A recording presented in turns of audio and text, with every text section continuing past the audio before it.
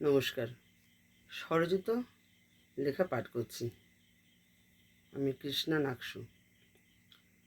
সবাই যদি চলে সঠিক পথে, সংসার তৈরি হয় স্বর্গরথে।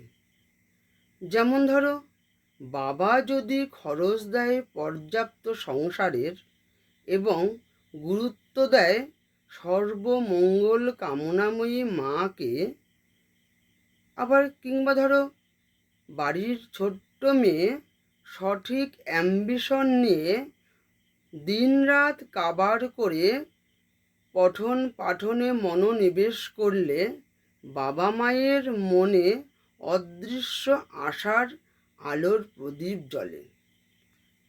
ঘরে যদি থাকে উপযুক্ত ছেলে মেয়ে, মোবাইলে টিকটক কিংবা ফ্রি ফায়ারে মনোনিবেশ না করে যদি করে সংসারের এবং চিন্তা বাবা মায়ের শরীর স্বাস্থ্যের, বিশ্বাস করুন জুড়ি মিলবে না অমন সুন্দর, শান্তি এবং সুস্থ সুখী পরিবারের।